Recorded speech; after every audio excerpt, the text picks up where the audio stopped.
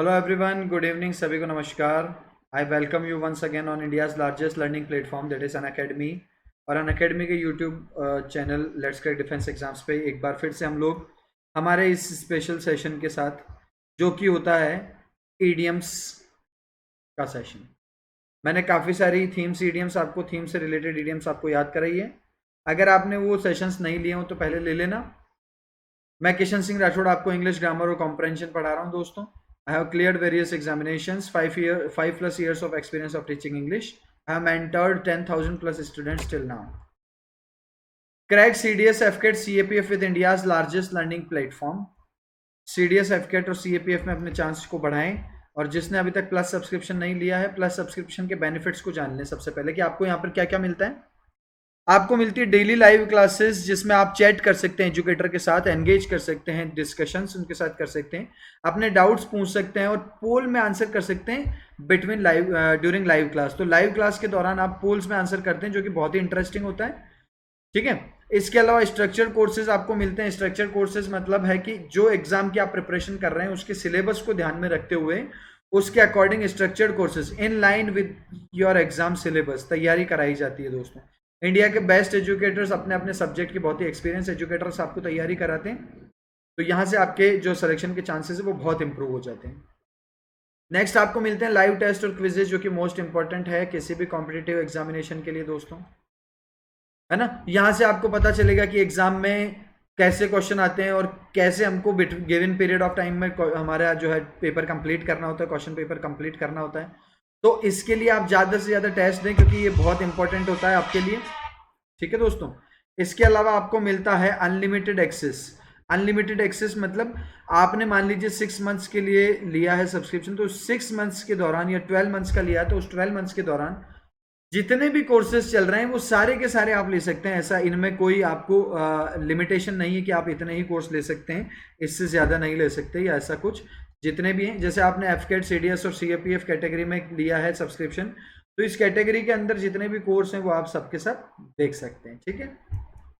चलो, कैसे करना है हमको सबसे पहले बता देता हूँ। इंस्टॉल करें अनअकैडमी का लर्निंग ऐप अपने मोबाइल में प्ले स्टोर से, और जल्दी कर इसको तुरंत अभी के अभी आप लोग इंस्टॉल कर लें, डाउनलोड कर लें अगर नहीं किया हुआ तो, क्योंकि यहाँ पर आपको फ्री क्लासेस और सब्सक्रिप्शन दोनों के दोनों अवेलेबल हैं। फ्री क्लासेस कैसे मिलेगी? Unlock free content with my code. कैसे आप मेरे कोड से आप अनलॉक करेंगे फ्री कंटेंट को बता देता हूँ। सबसे पहले अनअकैडमी का learning app step by step बता रहा हूँ। फर्स्ट स्टेप, सबसे पहले आप अनअकैडमी का लर्निंग ऐप डाउनलोड कर लीजिए और उसके बाद आप लॉगिन कर लीजिए अपने मोबाइल नंबर और ईमेल आईडी के साथ, और उसके बाद गोल सेलेक्ट करना होगा आपको सीडीएस एफकेट सीएपीएफ। ठीक है। बहुत सारे गोल्स हैं जो भी आपको जिसमें भी तैयारी करनी है आप उनको सेलेक्ट कर सकते हैं। और मैं जिसमें पढ़ा रहा हूँ सीडीएस एफकेट सीएपीएफ, उस गोल को सिलेक्ट करने के बाद आपको टॉप लेफ्ट कॉर्नर में मेन्यू बटन दिखेगा, वहां क्लिक करने के बाद आप सेलेक्ट करें स्पेशल क्लास। ठीक है। और लास्ट में आपसे इनवाइट कोड पूछा जाएगा, आप मेरा इनवाइट कोड यूज कर सकते हैं। इनवाइट कोड है RATHORE10, दैट इज राठौड़ 10। इससे आपको फ्री क्लास जो है आपकी अनलॉक हो जाएगी। ठीक है। और बहुत सारे सेशंस हैं, 100+ सेशंस मैंने लिए हुए हैं, वो भी आपको मिल जाएंगे। और जो भी आप लाइव क्लास किसी भी एजुकेटर के आपको वहां पर अवेलेबल हो जाएगी। इसमें जनरली प्रैक्टिस होती है। इसके बाद स्टेप्स हैं जिससे कि आप अपना जो है क्विज कैसे दे सकते हैं उसके बारे में बात करेंगे। क्विज को अनलॉक करने के लिए ये इन स्टेप्स को फॉलो करें और इनसे आप क्विज दे सकते हैं। अगर आपने अभी तक टेलीग्राम चैनल नहीं ज्वाइन किया है तो जल्दी से करें। वाईफाई स्टडी डिफेंस एग्जाम्स या फिर वाईफाई शौर्य आर्मी गवर्नमेंट, इससे आपको मिलेगा सारे के सारे सेशंस के जो भी इंपॉर्टेंट पीडीएफ है वो भी वहां से मिल सकती है, और नोटिफिकेशंस जो भी क्लासेस के नोटिफिकेशन है वो भी वहां पर मिल जाते हैं। तो इसके लिए आप चैनल ज्वाइन कीजिए। लास्ट में सब्सक्रिप्शन प्लान की बात करूंगा दोस्तों। यहाँ पर बहुत सारे ऑप्शन है, 1 month, 3 month, 6 month, 12 month, 24 months, इतने सारे ऑप्शन हैं। मैं रिकमेंड करूंगा कम से कम 12 मंथ्स का जरूर ले लेना दोस्तों, क्योंकि इतना टाइम आपके कोर्स को और प्रैक्टिस को सिलेक्शन पाने के लिए बहुत ज़रूरी है। बाकी सारे ऑप्शंस हैं, लेकिन मैं रिकमेंड इसी को करूंगा। 1 मंथ 3 मंथ का वो लेते हैं जिनको लास्ट एग्जाम ही देना है, कि मेरा एग्जाम लास्ट 1 महीने बाद है, उसके बाद कोई एग्जाम नहीं है, तो वो लेते हैं। ठीक है। और 6 मंथ, 12 मंथ, 24 मंथ्स में आपको नो कॉस्ट ईएमआई भी मिलता है, जिसमें आप बिना किसी इंटरेस्ट के ईएमआई भी दे सकते हैं। और इन सभी सब्सक्रिप्शन में 10% डिस्काउंट के लिए आप कोड यूज करें RETHRE10, इससे आपको डिस्काउंट मिल जाएगा किसी भी सब्सक्रिप्शन किसी भी कैटेगरी में। लास्ट बहुत इंपॉर्टेंट इंफॉर्मेशन, 1 जुलाई से आपके प्राइस हाइक होने वाले हैं। Category NDA air force XY group navy या फिर कैटेगरी CDS FCAT CAPF, अगर आप सिलेक्शन सब्सक्रिप्शन लेने का सोच रहे हैं तो तुरंत जल्दी से लीजिए, क्योंकि 1 जुलाई से आपके प्राइसेस हाइक हो जाएंगे। तो बढ़ी हुई प्राइस में नहीं लेना है, अभी ले लीजिए। शुरू करेंगे आज का सेशन जो कि ईडियम्स का रहेगा। ईडियम्स में पहले बता देता हूं कि मैंने कलर, एनिमल, फ्रूट, फूड, इनसे रिलेटेड जितनी भी इडियम्स होती हैं इस थीम पर वो मैं कंप्लीट करा चुका हूं। आप लास्ट जो है सेशंस जो अगर आपने नहीं लिए हैं तो आप ले लीजिए वहां से, ठीक। इसके बाद हम आगे आ रहे हैं ह्यूमन बींग्स से रिलेटेड जो इमोशंस हैं या ह्यूमन बींग्स के बॉडी पार्ट्स हैं उससे रिलेटेड हम इडियम्स ले रहे हैं। सबसे पहले at one wits end, at one's wits end बहुत इंपॉर्टेंट इडियम है क्योंकि बहुत एग्जाम में पूछी है। इसका मतलब होता है जब कोई आदमी पूरी तरीके से पजल्ड हो, परेशान हो, परप्लेक्स्ड हो, उसको कहा जाता है विट्स एंड। विट मतलब चतुरता का जहां पर एंड, विट का मतलब कहते हैं बुद्धि, जहां पर एंड हो जाए, यानी कि बहुत ज्यादा परप्लेक्स्ड या पजल्ड सिचुएशन को हम कहेंगे एट वंस विट्स एंड, ठीक है। तो ये विट और एंड से क्लियर भी हो जाएगा। एग्जाम्पल देखते हैं, I have tried every possible source without success, यानी मैंने सारे के सारे सोर्सेस जो है ट्राई कर लिए हैं लेकिन सफलता किसी में नहीं मिली है। एंड नाउ, और अब क्या हो चुका है, I am at my wits end, और अब मेरी जो है बुरी तरह से परप्लेक्स्ड और पजल्ड हो चुका हूं क्योंकि कोई जो है सोर्स काम नहीं आया है। तो बेसिकली पजल्ड या परप्लेक्स्ड को कहते हैं एट वंस विट्स एंड, ठीक है दोस्तों।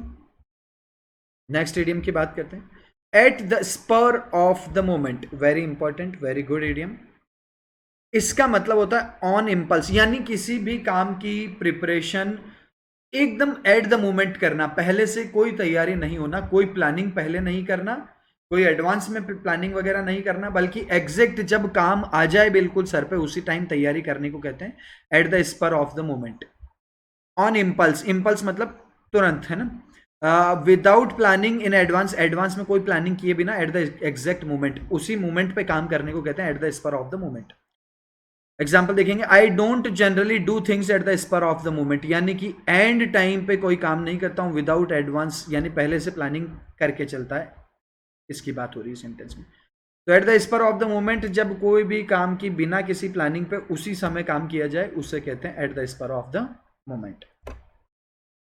Next very important, above board का मतलब होता है ऑनेस्ट, ठीक है। जो किसी को धोखा ना दे और बहुत ही ईमानदारी के साथ अपना काम करे उसे हम कहते हैं जनरली अबाउ बोर्ड, ठीक है। एग्जाम्पल देखा, आई थिंक, ये एस गलती से आ गया है, आई थिंक नहीं, I think these documents are above board, ये जितने भी डॉक्यूमेंट्स हैं ये अबाउ बोर्ड है, यानी कि पूरी तरह से ऑनेस्ट हैं, डिसीव नहीं कर रहे हैं, पूरी इंफॉर्मेशन दे रहे हैं। Go ahead and process them, आगे बढ़ो और इनको प्रोसेस करो क्योंकि ये पूरी तरीके से डॉक्यूमेंट्स क्या है, अबाउ बोर्ड है, ठीक है। आई थिंक याद कर लेना साथ के साथ क्योंकि बहुत इंपॉर्टेंट है, एग्जाम में पूछेंगे जरूर, थीम बेस सारी एक साथ याद हो जाएगी। एज फिट एज फिडल, बहुत ही आसान बात है, फिट जो है फिट होने से संबंध रखता है ये। स्ट्रांग और इन गुड फिजिकल कंडीशन, जब कोई आदमी फिजिकली एकदम सही हो, ठीक हो, एकदम फिट हो, उसे कहेंगे फिट एज फिडल, ठीक है। एग्जाम्पल देखेंगे, my grandmother is 89 but she is as fit as fiddle, ठीक है। मेरी ग्रैंड मदर की एज जो है 89 है और वो अभी तक भगवान के आशीर्वाद से बिल्कुल फिट एज फिडल है, ठीक है। In a good shape, in a good physical condition. At cross purposes, very important idiom. Cross purposes का मतलब होता है एक दूसरे के विरोधी होना, है ना, contrary to each other, contrary to मतलब क्या होता है, विरोधी, विरोध होना, ठीक है। तो जो कोई व्यक्ति एक दूसरे से उल्टी बात करते हैं और विरोधी होते हैं उन्हें हम कहते हैं एट क्रॉस पर्पजेज, ठीक है। एग्जाम्पल देखा, we will never succeed together, एक साथ कभी भी सक्सेस नहीं हो पाएंगे, सक्सीड नहीं हो पाएंगे। If we continue to work at cross purposes, यानी कि हम एक दूसरे के हमेशा विरोधी रहे और कॉन्ट्रेरी रहे तो हम एक साथ कभी भी सक्सेस नहीं होंगे, ठीक है। हार्मनी का अपोजिट हो जाता है बेसिकली। हार्मनी मतलब होता है ना एक दूसरे के साथ कोऑर्डिनेशन में काम करना, तो उसका जो विपरीत है, उसे जो उसका एंटोनियम है उसे हम कह देंगे एट क्रॉस पर्पसेस। ठीक है, एट कॉन्ट्रेरी। चलो नेक्स्ट, बाय हुक और बाय क्रोक, यानी जो हिंदी में हम बोलते हैं साम दाम दंड भेद, यानी कि by any means, by any possible method, कोई काम किसी भी तरीके से करे, अच्छा हो या बुरा हो, उस तरीके से काम करने को कहते हैं बाय हुक और by crook. I decided I was going to get the job by hook और बाय क्रोक, यानी कि मैंने डिसाइड कर लिया है कि मैं ये जॉब प्राप्त करूंगा बाय हुक और बाय क्रूक, यानी किसी भी मेथड से, किसी भी पॉसिबल तरीके से, बस किसी भी तरीके से जॉब प्राप्त करनी है, इन एनी वे। ठीक है दोस्तों, ये काफ़ी सुनी हुई है हमारी ईडियम, काफ़ी बार इसका यूज़ हुआ है, तो इजी है आपको इसको याद करना। नेक्स्ट, डिग वंस ओन ग्रेव, अपनी खुद की कब्र खोदना, ये एग्जैक्ट हिंदी मैंने इसका बताया आपको। और या अपने पैर पे कुल्हाड़ी मारना, इसको कहते हैं dig one's own grave. To destroy, अपने आप को ही बर्बाद करने के लिए होगा, वंस ओन लिखा हुआ यानी खुद के लिए ही हो रहा है ये काम। I am afraid I am digging my own grave by turning down the promotion. भैया यहाँ पर एक फ्रेजल वर्ब आई है अच्छी, टर्न डाउन का मतलब होता है रिजेक्ट या रिफ्यूज। टर्न डाउन का मतलब होता है रिजेक्ट या रिफ्यूज, जब किसी ऑफर को ठुकरा देते हैं तो उसके कहते हैं टर्न डाउन। ठीक है, फ्रेजल वर्ब है। I am afraid I am digging my, मैं अपनी खुद की जो है नुकसान कर रहा हूँ, खुद को डिस्ट्रॉय कर रहा हूँ। बाय टर्निंग, किस तरीके से? Bye turning down the promotion, यानी कि प्रमोशन को मना करके मैं अपने खुद के पैरों पर कुल्हाड़ी मार रहा हूं। नेक्स्ट, वेरी इंपॉर्टेंट, डाई इन हार्नेस, वेरी इंपॉर्टेंट भैया। डाई इन हार्नेस का मतलब होता है कोई व्यक्ति अपने वर्क प्लेस पे डेथ हो जाए या सर्विस के ड्यूरेशन में किसी की डेथ हो जाए, उसे कहते हैं डाई इन हार्नेस। जैसे आपको एक क्रिकेटर फिल ह्यूजेस का नाम याद आता होगा, वो क्रिकेट खेलते खेलते उनकी डेथ हो गई, तो उसे भी डाई इन हार्नेस कहा जा सकता है। कोई व्यक्ति अपने कार्यस्थल पर या अपने जो है सर्विस के दौरान, die while in service, service के दौरान अगर किसी की डेथ हो जाए तो उसे कहते हैं डाई इन हार्नेस। याद कर लेना इसको, एग्जाम्पल की रिक्वायरमेंट नहीं, हम समझ ही चुके हैं। Next, daredevil. Daredevil कहते हैं हम फियरलेस पर्सन, जिसको किसी भी चीज का डर ना हो। नेगेटिव भी यूज करते हैं इसको, रेकलेस भी होता है, यानी लापरवाह आदमी हो लेकिन डेयरिंग हो, है ना, बहुत ज्यादा साहसी हो, बहुत फियरलेस हो, जिसको किसी का डर नहीं लगता हो, लेकिन एट टाइम्स वो रेकलेस भी हो जाता है। Racing car drivers do daredevil stunts, यानी कि फियरलेस स्टंट्स करते हैं रेसिंग कार ड्राइवर्स जो हैं। बहुत आसानी से ये हमको याद हो जाएगा। आगे कुछ बहुत इंपॉर्टेंट इडियम्स भी हैं, आप देखो, जैसे डेड ब्रोक। डेड ब्रोक हम कहते हैं, इसका मरने से कोई ताल्लुक नहीं है। डेड ब्रोक का मतलब होता है वेरी पुअर, जो कोई मीन्स ना हो, without any means of earning, जो बहुत ही गरीब हो, जिसके पास कोई साधन ना हो कमाई का, उसे कहते हैं डेड ब्रोक। एग्जाम्पल देखते हैं, can we go out next week, क्या हम अगले वीक जा सकते हैं? आफ्टर आई गेट पेड, जब मेरी सैलरी आ जाएगी, जब मुझे पेमेंट मिल जाएगा। I am a dead broke now, मैं अभी एक डेड ब्रॉक हूं, यानी कि बिल्कुल पैसे खत्म हो चुके हैं, बहुत ही पुअर कंडीशन में अभी हैं, शायद महीने का लास्ट चल रहा होगा इनके, इसलिए इन्होंने ऐसा कहा है। तो कुल मिला के बाद ये है कि डेड ब्रॉक का मतलब हो जाता है वेरी पुअर फाइनेंशियली। ईट वंस वर्ड्स, जिनने कल की क्लास ली थी उनको एक इडियम और याद आई होगी, ईट हम्बल पाए। कनेक्ट कर लिया करो, जैसे ही आपको कुछ लगे कि हाँ ऐसा कुछ सुना हुआ है या फिर सेम मीनिंग का कोई इडियम है तो कनेक्ट करके देखा करो, अच्छे से याद रहेंगे। ईट हम्बल पाई या ईट वंस वर्ड्स का मतलब होता है अपनी गलती मान लेना, यानी कि आपने कोई ऐसा स्टेटमेंट दिया जो कि एंड में रॉन्ग प्रूव हुआ और आपने मान लिया कि हाँ मुझसे गलती हो गई थी, और आपने अपने शब्दों को जब वापस लिया तो उसे कहा जाएगा eat one's words. Take a statement back, एक स्टेटमेंट को वापस ले लेना। To admit that your statement is wrong, अपने गलती स्वीकार कर लेना कि ये स्टेटमेंट रॉन्ग हो गया था। Sam said it would, Sam का कैपिटल लेटर में लिख देते हैं हम S. Sam said it would never cell, Sam ने कोई बात कही थी कि ये जो है ये कभी नहीं बिकेगा, सेल नहीं होगा। But when he sees these cells figure, लेकिन जब वो अब सेल्स फिगर देखेंगे जो कि बहुत ज्यादा है, he will have to eat his words, उसको अपना स्टेटमेंट जो है, ये वाला स्टेटमेंट वापस लेना होगा और उसको अपनी गलती माननी होगी। ठीक है, तो कोई स्टेटमेंट आपने दिया, आप उसको जब किसी की वजह से वापस लेंगे तो उसे कहेंगे ईट वंस वर्ड्स। ठीक है, ईट हम्बल पाए मतलब इसमें होता है कि जब आप अपनी गलती स्वीकार कर लेते हैं, इसमें स्टेटमेंट वगैरह का जरूरी नहीं है। ईट वंस वर्ड्स स्पेसिफिकली शब्दों के लिए होता है जो आपने कहीं दे दिए थे और वो आपको वापस लेने हैं। लेकिन ईट हम्बल पाए में किसी भी प्रकार की जब आप गलती को स्वीकार करोगे, चाहे वो स्टेटमेंट हो चाहे कुछ भी हो, अगर गलती हो स्वीकार करिए तो उसे कहेंगे ईट हम्बल पाए।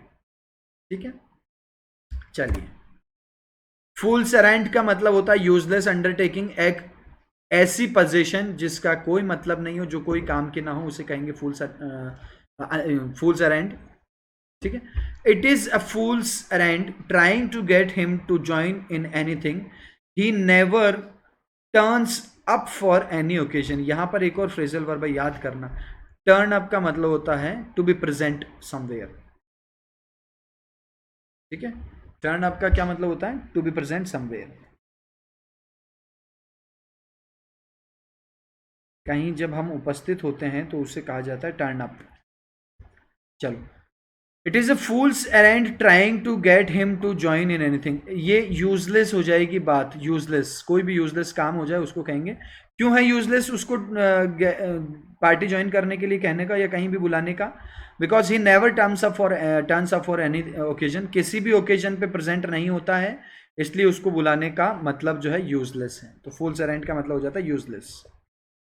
Next, very good, gentleman at large. Gentleman बोलने में बड़ा पॉजिटिव वर्ड है, लेकिन gentleman at large negative meaning देता है। इसका मतलब होता है without any job, man without any job. जब किसी व्यक्ति के पास कोई काम ना हो तो उसे कहेगा जेंटलमैन एट लार्ज। ध्यान से याद करना, इसको इंपॉर्टेंट है, बिकॉज ये अपने लिटरेरी मीनिंग से बिल्कुल ही अलग है। ठीक है, जेंटलमैन वैसे पॉजिटिव है पर यहां पर नेगेटिव मीनिंग देगा। जेंटलमैन एट लार्ज का मतलब होता है मैन विदाउट एनी जॉब, जिसके पास कोई जॉब ना हो।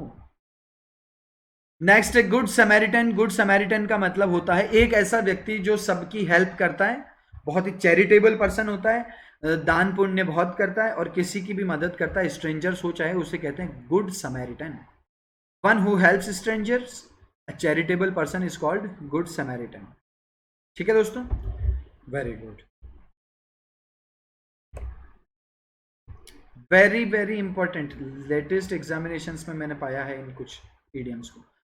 Give the devil his due, इसका मतलब है कोई ऐसा व्यक्ति जिसे आप बिल्कुल पसंद नहीं करते, लेकिन उस व्यक्ति ने कोई बहुत अच्छा काम किया है तो आप उसकी तारीफ करेंगे, उसे कहा जाता है give the devil his due. Give credit to a disliked person, एक ऐसा पर्सन जो कि डिसलाइक्ड है, जिसे पसंद नहीं किया जाता है, फॉर हिज गुड क्वालिटीज, लेकिन उसने भी कोई अच्छा काम किया है तो उसे क्या कहते हैं, give the devil his due. I don't like him, मैं उसे पसंद नहीं करता हूं, but give the devil his due, उसको तारीफ तो करनी होगी। कैसे करनी होगी? ही वर्क्स इनक्रेडिबल हार्ड, क्योंकि वो बहुत ज्यादा मेहनत करता है। तो यानी एक डिसलाइक्ड पर्सन की गुड क्वालिटीज पर तारीफ करना कहलाता है give the devil his due. Next, very important, दो इडियम याद करेंगे एक साथ, गिव अप द घोस्ट और किक द बकेट। दोनों का मतलब होता है to die, to pass away. Pass away phrasal verb है जिसका मतलब होता है डेथ हो जाना, मर जाना, to die. Give up the ghost और kick the bucket, absolutely opposite of their literary meaning. Kick the bucket का डेथ से कोई लेना देना नहीं है, बकेट का या किक का, लेकिन ईडियम किक द बकेट का मतलब है टू डाई। ठीक है, same give up the ghost. Okay दोस्तों, नेक्स्ट, किथ एंड किन, ये सब जानते हैं, भाई भतीजे, ब्लड रिलेशन में जब कोई आदमी होता है तो उसे कहते हैं किथ एंड किन। ठीक है, millions of Jews lost their किथ एंड किन इन हिटलर्स कंसंट्रेशन कैंप। जो हिटलर्स का कंसंट्रेशन कैंप हुआ था उसमें करोड़ों ज्यूज ने लॉस्ट देयर, अपने किथ एंड किन यानी ब्लड रिलेटिव्स को, अपने भाई भतीजों को, अच्छे रिश्तेदारों को खो दिया था। ठीक है, इसे कहा जाएगा किथ एंड किन। वेरी इंपॉर्टेंट, अब ये मैन से 3 बनेगी ईडियम्स, याद करना, man of letters, man of parts और मैन ऑफ स्ट्रॉ। ये तीनों एक साथ याद कर लेना, एग्जाम में बहुत पूछते हैं। मैन ऑफ लेटर्स हम कहते हैं, लेटर्स मतलब शब्दों से, मतलब कि लिटरेरी पर्सन, एक पढ़ा लिखा व्यक्ति जिसको लिटरेचर का बहुत अच्छा ज्ञान हो, एक स्कॉलरली पर्सन को कहते हैं man of letters. Well versed in literature, specifically literature में जो अच्छा हो उसे कहा जाएगा man of letters. As a man of letters, the professor can easily speak for hours on the works of Shakespeare. As a man of letters, क्योंकि वो literature में बहुत अच्छे वेल वर्स्ड हैं, तो प्रोफेसर कैन इजीली स्पीक, वो बोल सकते हैं फॉर आवर्स, घंटों तक बोल सकते हैं, on the works of Shakespeare, Shakespeare's के जो काम हैं, जो उन्होंने रचनाएं जो उन्होंने की है, उनके नॉवेल्स वगैरह, उन पे वो बहुत देर तक बोल सकते हैं। मैन ऑफ लेटर्स बहुत आसानी से आपको इस याद हो गया होगा। मैन ऑफ पार्ट्स कहते हैं जिसके पास बहुत सारी क्वालिटीज हो, मल्टी टैलेंटेड व्यक्ति को कहा जाता है। मैन ऑफ क्वालिटीज जो है उसे कहा जाएगा मैन ऑफ पार्ट्स। कंफ्यूज नहीं होना है क्योंकि इसके बाद मैन ऑफ स्ट्रॉ आने वाला है, तो इन तीनों को याद करें, man of straw, man of parts और man of letters. Man of parts मतलब man of qualities, a talented man. My grandfather was a man of parts, एक मैन ऑफ पार्ट्स यानी कि बहुत ही टैलेंटेड व्यक्ति थे क्योंकि उनके पास बहुत सारे टैलेंट थे। Good musician, good cook and not a bad painter, painting भी ठीक ही करते थे, इसलिए मैन ऑफ पार्ट्स का है। नेक्स्ट है man of straw, means a man with no और लिटिल सब्सटेंस और लिटिल वैल्यू, यानी जिनकी कोई खास वैल्यू ना हो, कोई खास सब्सटेंस ना हो, अस्तित्व ना हो, उसे कहते हैं man of straw.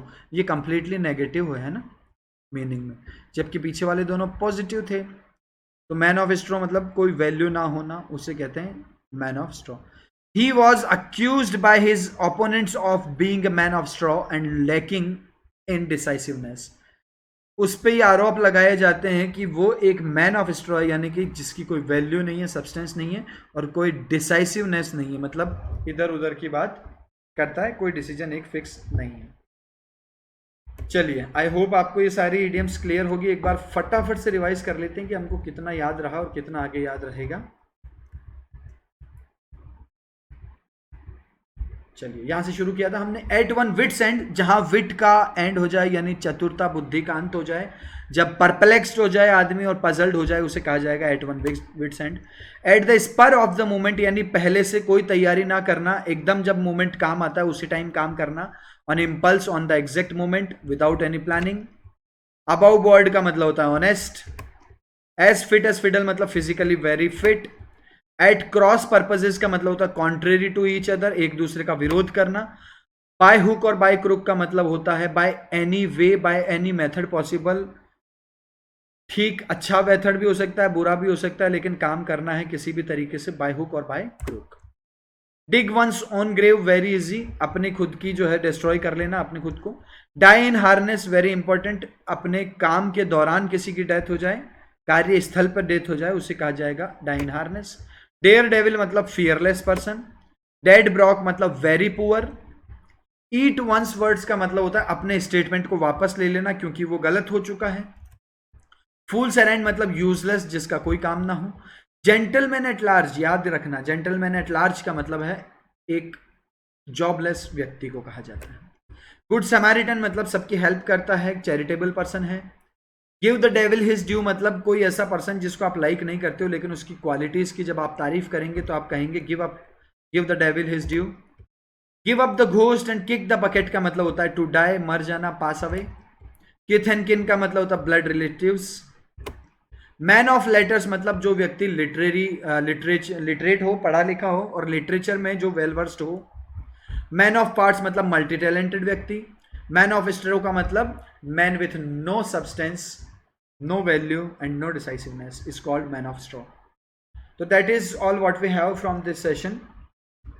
Next session में मैं आपको कुछ और idioms कराऊंगा जो कि ह्यूमन बींग से रिलेटेड बहुत इंपॉर्टेंट idioms होने वाली है, तो बने रहें।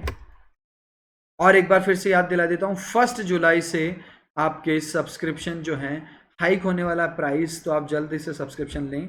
उसके लिए आप 10% डिस्काउंट के लिए मेरे कोड को यूज़ कर सकते हैं RETHORE10, जिससे 10% का आपको डिस्काउंट मिल जाएगा दोस्तों। Thank you for joining us. जिसने अभी तक सब्सक्राइब नहीं किया है चैनल सब्सक्राइब कर लें and hit the bell icon so that you can get the notification of all the sessions. अगर आपने सेशन लाइक नहीं किया है तो जल्दी से लाइक करें और कमेंट करें कि आप आगे कौन से पढ़ना चाहते हैं और कैसा क्या लगा है, सब उसके बारे में कमेंट करके बताएं।